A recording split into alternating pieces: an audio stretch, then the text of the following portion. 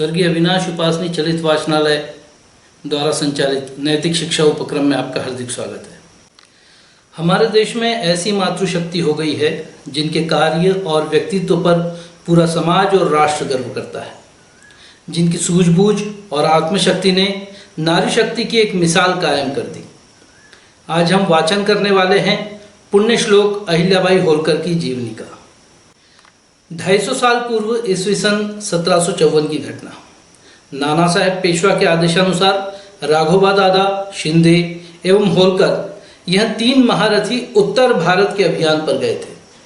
अफगानिस्तान का सुल्तान अहमद शाह अब्दाली और उसको मदद देने वाला दिल्ली के बादशाह का वजीर नजीबरवान रोहिला, इन दोनों को अच्छा सबक सिखाना यह इस अभियान का उद्देश्य था। मराठों की सेना मध्य भारत तक बढ़ी। सामान्य लड़ाइयाँ जीतते हुए वहां के सूबेदारों से सरदेशमुखी प्राप्त करते। इसी उद्देश्य से मराठा सेना ने कुंभरीगढ़ को घेर लिया, परंतु वहां के जाट योद्धा जीवट थे। इस युद्ध अभियान में पेशवा के प्रमुख सरदार मल्हारराव होलकर की पुत्रवधू अहिल्याबाई होलकर मुख्यतः सारी व्यवस्था संभाल रही थी। वास्तव में यह जिम्मेदारी संभालने का दायित्व उसके पति खंडेराव का था, किंतु बुरी आदतों में फंसा खंडेराव कभी शराब तो कभी अफीम के नशे में बेहोश पड़ा रहता। एक दिन ऐसे ही बेहोशी की अवस्था में वह मोर्चे पर चला गया। शत्रु की ओर से आई बंदूक की गोली उसके शरीर में घुस गई और उसकी मृत्यु हो गई। मल्हारराव पर तो मानो दुखों का पहाड़ गिर पड़ा। खंडेराव उनका इकलौता लड़का था। अपना पति मारा गया यह समाचार सुनकर अहिल्याबाई भी शोक सागर में डूब गई, परंतु थोड़े ही समय में वह सामान्य अवस्था में आई और उसने सती होने का निर्णय लिया। व्यवहार चतुर, विवेकी, कर्तव्यपरायण पुत्रवधू सती चढ़ेगी यह सुनकर मल्हारराव का शोक दुगना हो गया। मल्हारराव अहिल्या को अपना पुत्र ही मानते थे। उन्होंने अहिल्याबाई से कहा, पुत्री मुझे उजाड़ कर जाएगी, मेरे साथ तुम हो तब अहिल्या ही मेरा खंडेराव है, यह मेरा विश्वास है। इसे सोच ले और इस बूढ़े इंसान पर रहम कर। तेरा पुत्र मालेराव अभी बालक है, वह किसके भरोसे रहेगा। ससुर का शोकावेग देखकर अहिल्याबाई ने सती न जाने का निर्णय लिया। उसके इस निर्णय से भविष्य में मराठों की साख एवं महिलाओं की प्रतिष्ठा में 4 चांद लगे। अहिल्या बाल्यावस्था से ही समतोल सात्विक वृत्ति की थी। ऐसी कन्या से विवाह होने के बाद खंडेराव में सुधार होगा, ऐसा मल्हारराव और गौतमाबाई का विचार था। अंत में खंडेराव 10 वर्ष तथा अहिल्याबाई की 8 साल की आयु में 1733 में बड़े समारोह के साथ यह विवाह संपन्न हुआ। अहिल्याबाई देहली लांघकर होलकरों के घर में आई। मानो कर्तृत्व एवं सद्गुण ही होलकर के खानदान में प्रविष्ट हुए। नई पुत्रवधू पर मल्हारराव भी प्रसन्न थे। सास होकर भी गौतमाबाई ने अहिल्या पर माँ जैसी ममता का वर्षाव किया। उदाबाई खंडेराव की बहन थी, उसका भी भाभी के साथ लगाव था, परंतु खंडेराव लापरवाह चरित्र का होने के कारण उसे अपनी होनहार पत्नी की कदर नहीं थी। बचपन से ही अहिल्याबाई सात्विक चरित्र की थी। माँ के घर रहते समय घर की महिलाओं के साथ वह पुराण सुनती। अन्य महिलाएं पुण्य प्राप्ति के लिए पुराण सुनती। अहिल्याबाई का हेतु मात्र सुनना ही नहीं था। रामायण, महाभारत, पौराणिक कथाएं सुनते समय उसका सार तत्व क्या है यह भी चिंतन वह करती। इसके कारण अंधश्रद्धा न होकर वह विश्लेषक बनी।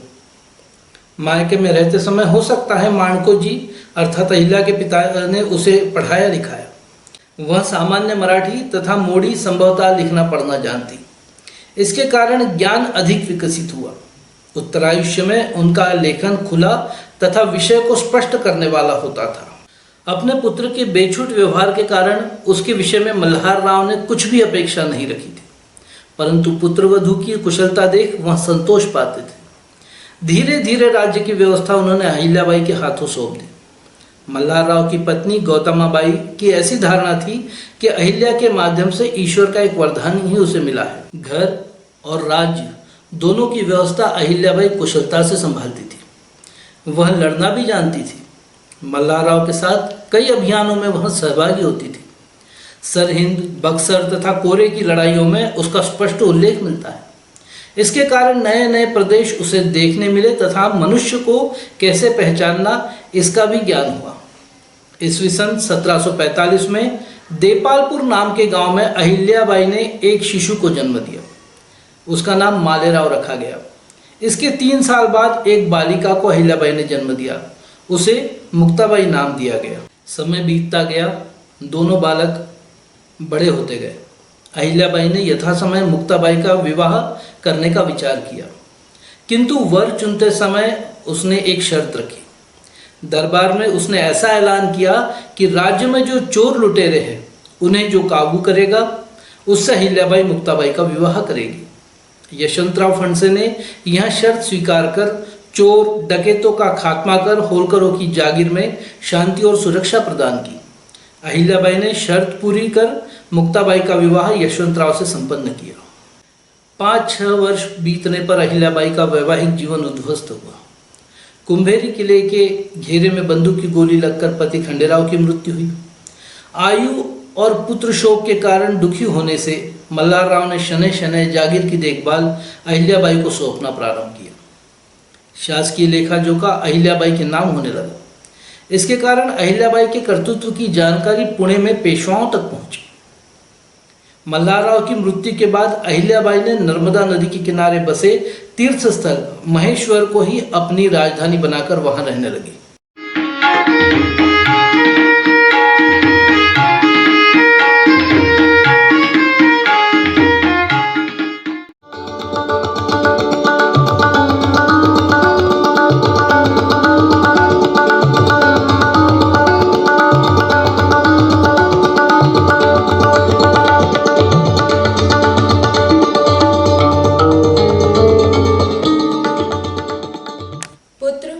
बड़ा हुआ।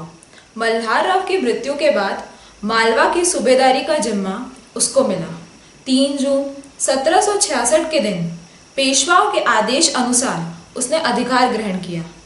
उस समय मालेराव की उम्र 21 वर्ष थी, किंतु मालेराव के लक्षण भी अपने पिता खंडेराव जैसे निकले और वह भी शराब जैसी बुरी आदतों का शिकार हुआ। परंतु ऐसी विपरीत परिस्थिति के कारण ही अहिल्याबाई को स्वाधीन रूप से कार्य करने का अवसर मिला। पेशवाओं ने मालेराव को जब जागीर का अधिकार सौंपा, उसके साथ एक विशेष पत्र द्वारा उन्होंने अहिल्याबाई को ज्ञात कराया था कि राजनीति संबंधी कार्य हम मालेराव द्वारा करवा लेंगे, परंतु जागीर की देखरेख पूर्व परंपरा अनुसार आप ही करेंगी। यह पत्र दर्शाता है कि श्रीमंत पेशवा अहिल्याबाई के संबंध में कितने आश्वस्त थे। 17 मार्च 1767 को मालेराव के इंदौर में मृत्यु हुई। अहिल्याबाई का मन उदास हुआ, परंतु उसके भाग्य का फेरा ही उल्टा था। अन्यथा और क्या कारण हो सकता था? मालेराव की मृत्यु के बाद होलकर जागीर बेवारस हो गई। उसका लाभ उठाकर जागीर हड़पने कुछ षड्यंत्रकारी लोग सक्रिय हुए। उसमें एक थे गंगाधर यशवंत चंद्रचूड़। उन्होंने सोचा, अहिल्याबाई क्या, आखिर वह स्त्री है, वह क्या बिगाड़ेगी। किसी अल्पवयस्क होलकर कुल के ऐरे गहरे बालक को गद्दी सौंपकर धीरे धीरे राज्य का संचालन वह अपने हाथों में ले, ऐसी उनकी योजना थी। गंगाधर चंद्रचूड़ गंगोबा तात्या इस उपनाम से सारी मराठा सल्तनत में जाने जाते थे। अहिल्याबाई की जायदाद हड़पने की दुर्भावना से ग्रस्त गंगोबा तात्या ने उनके जैसे ही विकृत सोच वाले रघुनाथ राव पेशवा से सलाह की कि यह एक अच्छा मौका है, जल्द यहाँ पहुंच जाओ। उस समय रघुनाथ राव मालवा में थे। वह धन के लालची तो थे ही, संदेश मिलते ही वह निकल पड़े। अहिल्याबाई को उनके हित साधक शिवाजी गोपाल, सास हरकूबाई तथा उदाबाई के द्वारा गंगोबा तात्या के इस षड्यंत्र की जानकारी मिली। तब उसने तीखे शब्दों में गंगोबा तात्या को संदेश भेजा कि श्रीमंत पेशवा हो या अन्य कोई, होलकर की जायदाद को छूने का अधिकार किसी का नहीं। यह मत सोचना कि मैं स्त्री हूँ, इसलिए क्या कर सकूंगी। एक बार मैंने भाला हाथ में उठाया तो श्रीमंत के लिए वह महंगा साबित होगा। यह जायदाद हमारे पुरखों ने जी हुजूरी करके नहीं कमाई, तलवार हाथ में लेकर जान देकर खड़ी की है। इसलिए कोई यदि हमारी जायदाद की अभिलाषा धरे तो वह कभी भी उसे नहीं पाएगा। इतनी बात पर ही अहिल्याबाई रुकी नहीं। उन्होंने भोसले, दाभाडे, गायकवाड़ आदि सरदारों को गुप्त रूप से पत्र द्वारा सहायता मांगी। तुकोजी होलकर को विशेष रूप से अहिल्याबाई ने बुला लिया। उस समय तुकोजी फौज लेकर उदयपुर में था। अहिल्याबाई ने उसे लिखा था, भोजन के लिए बैठे हो तो पानी यहाँ आकर पीना, मतलब जिस हाल में हो वैसे चले आओ। पर और वह भी तुरंत इंदौर के पास पहुंच गया। रघुनाथ राव अपनी फौज लेकर इंदौर के निकट शिप्रा नदी के किनारे रुके। ऐसा कहा जाता है कि अहिल्याबाई ने इंदौर में 200 महिला घुड़सवारों की पलटन खड़ी रखी थी। इधर भोसले, शिंदे आदि सरदार भी सहायता करने सिद्ध हुए।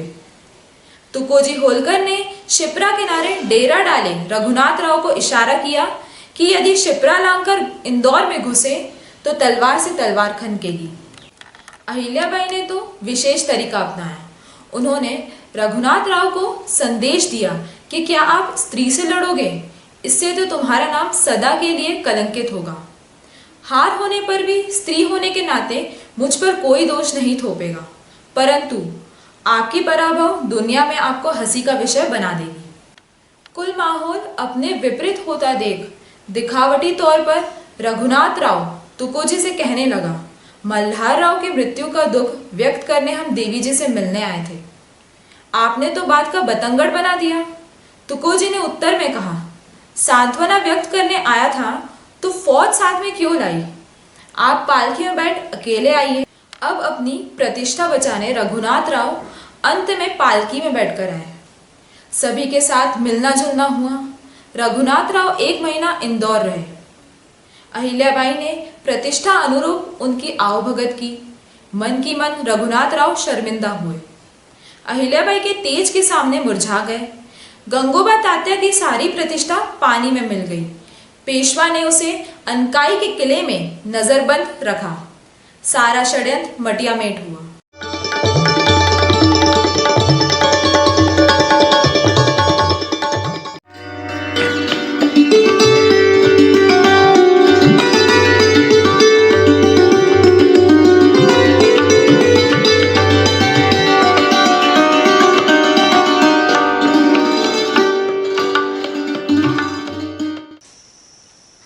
होलकर जागीर का कारोबार तुकोजी के नाम से चल रहा था, परंतु अहिल्याबाई की पैनी नज़र चारों ओर थी।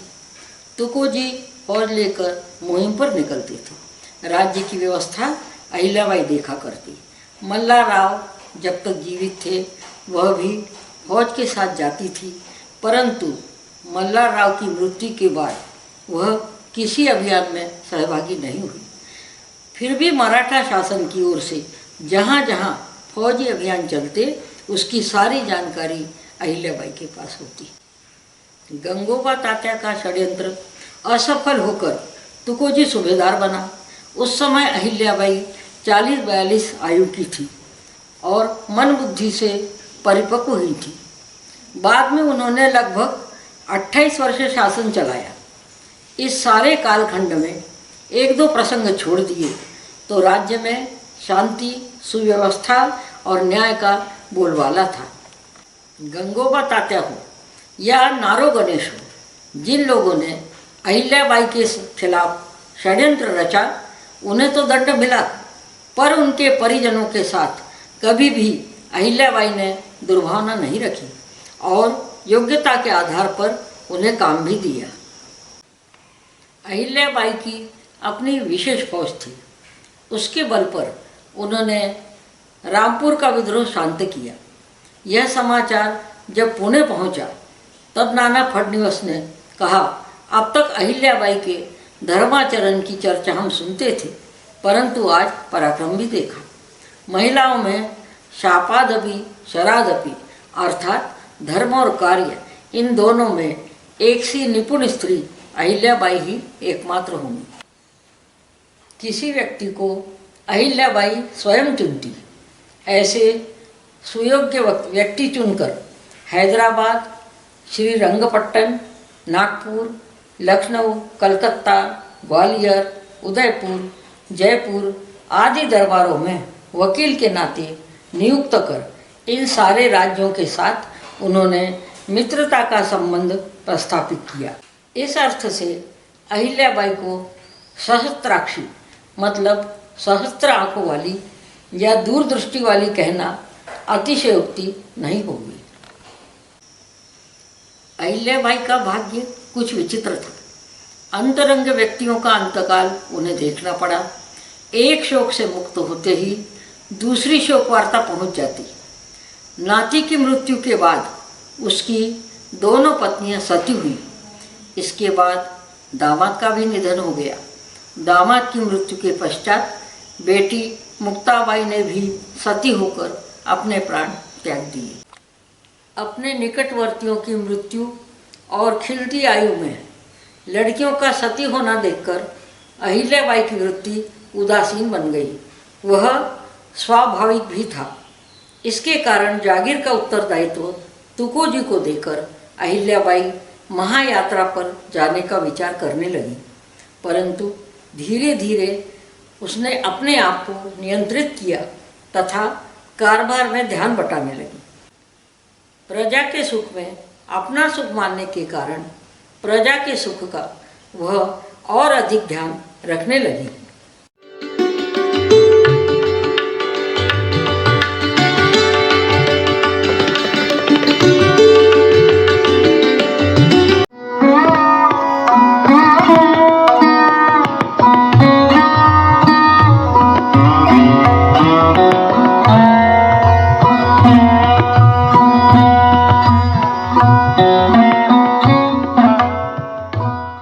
नमस्कार। स्वर्गीय अविनाश उपासनी चलित वाचनालय द्वारा संचालित नैतिक शिक्षा उपक्रम में आपका हार्दिक स्वागत है। आज का यह एपिसोड अहिल्याबाई होलकर इनकी पुस्तक के वाचन का अंतिम एपिसोड है। अभी तक आपने पूर्व में 3 एपिसोड पुण्यश्लोक अहिल्याबाई होलकर पर सुने। अहिल्याबाई का प्रशासन अनुशासन का आदर्श नमूना था। प्रशासन के 2 अंग थे, एक प्रशासकीय और संरक्षण तथा दूसरा वैयक्तिक। पहले अंग का दायित्व तुकोजी के अधिकार में था, अभियान चलाना, राजस्व की वसूली करना आदि। उसमें रुपयों में 25 पैसे स्त्रीधन के रूप में स्वतंत्र रखे जाते। मल्हारराव होलकर के शासनकाल से यह परंपरा चली आ रही थी। इस संदर्भ में सन 1733 में स्वयं पहले बाजीराव पेशवा ने मल्हारराव को सनद लिख दी थी, जिसके अनुसार होलकर की जागीर के कुछ प्रांत उनकी पत्नी के अधिकार में रहेंगे। यह व्यवस्था यावत चंद्र दिवाकरो यानी जब तक सूरज चांद रहेगा तब तक यह व्यवस्था बनी रहेगी। कालांतर में यह संपत्ति अहिल्याबाई के खजाने में जाने लगी, जो कि 16 करोड़ रुपए मूल्य की संपत्ति थी। अहिल्याबाई इस खजाने का सारा हिसाब स्वयं रखा करती। अहिल्याबाई के पास जो स्त्रीधन इकट्ठा हुआ था उसके व्यय का पूर्ण अधिकार अहिल्याबाई के पास था। दान धर्म, मंदिरों का जीर्णोद्धार, नए मंदिरों का निर्माण, धर्मशाला, नदी पर घाट, सदावर्त यानी नित्य भोजन बांटना, कुएं खोदना, तालाब खोदना, सड़कों के दोनों ओर वृक्षारोपण, ऐसे समाजोपयोगी कार्य में अहिल्याबाई यह स्त्रीधन खर्च करती। एक बार एक कवि ने महाकाव्य लिखा और उसने अहिल्याबाई से निवेदन किया कि वे उस महाकाव्य को स्वयं कवि के मुख से सुने। समय मिलने पर अहिल्याबाई ने अनुमति दी और जल विहार के समय नर्मदा घाट पर आगमन हुआ। अहिल्याबाई नौका में आरूढ़ हुई और कविराज भी सवार हुए। कविवर्य अपना खंड काव्य पढ़ने लगे। सभी कविताओं में अहिल्याबाई और उनके कार्यकलाप का ही वर्णन था। वाचन शुरू होने के कुछ समय बाद अहिल्याबाई ने काव्य मांगकर अपने हाथ में लिया और एक एक पृष्ठ को अपने माथे से छूकर नर्मदा में अर्पण करने लगी और कहा, वाह, काव्य तो बहुत बढ़िया है। सरस्वती का ऐसा काव्य विलास हमने कदाचित ही देखा होगा, परंतु यह सारे सुंदर अर्थगर्भ शब्द नर्मदा माई को ही शोभा देंगे। कविवर्य निराश हुए, लेकिन अहिल्याबाई ने कविराज को दरबार में बुलाकर अपने व्यक्तिगत निधि से कुछ धन और सोने का कड़ा दिया। अहिल्याबाई ने उनसे कहा, फिर से जब आओगे तो इस विश्व निर्माता की कृति पर काव्य लिखकर लाना, हमारे बारे में लिखकर लाने की आवश्यकता नहीं है। अहिल्याबाई काम करने पर विश्वास किया करती थी। उनकी कोई तारीफ के पुल बांधे यह उन्हें पसंद नहीं था। अहिल्याबाई शिवभक्त थी। प्रत्येक शिवरात्रि को अहिल्याबाई की ओर से 12 यानी सभी 12 ज्योतिर्लिंगों के लिए गंगा जल की कावड़ जाती और गंगा जल से अभिषेक संपन्न होता। अहिल्याबाई की आयु अब 70 साल हो गई थी। विलक्षण मानसिक कष्ट, असह्य शोक के लगातार आघात, इसके कारण वह थक चुकी थी। अंत में अस्वस्थ हुई और 13 अगस्त 1795 के दिन अहिल्याबाई ने अंतिम सांस ली। भगवान का नामस्मरण करते हुए अत्यंत संतोष और शांत अवस्था में उन्होंने देह त्याग किया। अहिल्याबाई का सारा जीवन भाग्य और कर्तृत्व इनके बीच पीसता रहा। अहिल्याबाई ने भाग्य पर मात की। चौड़ी गांव में ज्येष्ठ बाजीराव पेशवा की सेना का पड़ाव था। सीना नदी के किनारे अपनी मां के साथ दर्शन के लिए आई छोटी अहिल्या ने बालू में एक शिवलिंग बनाया। उसी समय लश्कर का एक घोड़ा छूटकर अहिल्याबाई के पास दौड़ता चला गया। उसकी सहेलियां भय के कारण बिखर गई, परंतु अहिल्याबाई ने शिवलिंग के ऊपर झुककर उसका रक्षण किया। पीछे से आ रहे श्रीमंत पेशवा ने कुछ कड़े शब्दों में कहा, बच्ची, यदि घोड़ा तुझे कुचल देता तो? अपनी तेजस्वी और निर्भय आंखें श्रीमंत की आंखों से मिलाकर अहिल्याबाई बोली, यह शिवलिंग मेरा बनाया है। यदि हम कुछ बनाते हैं तो प्राणों की बाजी लगाकर उसकी रक्षा करनी चाहिए। ऐसा ही बुजुर्गों ने कहा है और वही मैंने किया। पास में खड़े मल्हाराव ने यह उत्तर सुना। उन्होंने उस तेजस्वी बालिका को अपनी पुत्रवधू चुन लिया। अहिल्या के जीवन की दिशा ही बदल गई। आगे होलकर खानदान का नाम अपने प्रकाश से उज्जवल कर दिया। अहिल्याबाई की दिनचर्या। सूर्योदय के पहले उठकर अहिल्याबाई स्नान आदि कर पूजा में लग जाती। उसके बाद पुराण सुनती, फिर दान धर्म, ब्राह्मण भोजन, फिर अपना सामान्य भोजन वह करती। भोजन के बाद थोड़ा विश्राम कर वह दरबार में आती। वहाँ सूर्यास्त तक काम चलता। बाद में फिर सायं पूजा जप होता। रात के भोजनोपरांत वह फिर दफ्तर में उपस्थित होती। वहाँ 11 बजे तक सरकारी काम करती। सात्विक वृत्ति के कारण राज्य विस्तार या धन की आशा से अहिल्याबाई ने किसी के साथ युद्ध नहीं छेड़ा, परंतु उसके राज्य की ओर बुरी नजर रखने वालों को उन्होंने सबक सिखाया। प्रजापालन ही धर्म मानकर उन्होंने जनहितकारी काम किए। कलकत्ता से काशी तक बनाई गई सड़क ऐसा ही एक उपक्रम था। सन 1783 में उन्होंने महेश्वर, पुणे यह 3 स्तर की डाक सेवा प्रारंभ की। अहिल्याबाई ने जो चांदी सोने के सिक्के चलाए उन पर शिवलिंग और बिल्वपत्र अंकित थे। उनके राज्य में न्याय और सुरक्षा की शाश्वती के कारण ही अन्य राज्यों से हिंदू मुस्लिम वहां रहने आते। यह एक विशेष बात कही जाएगी।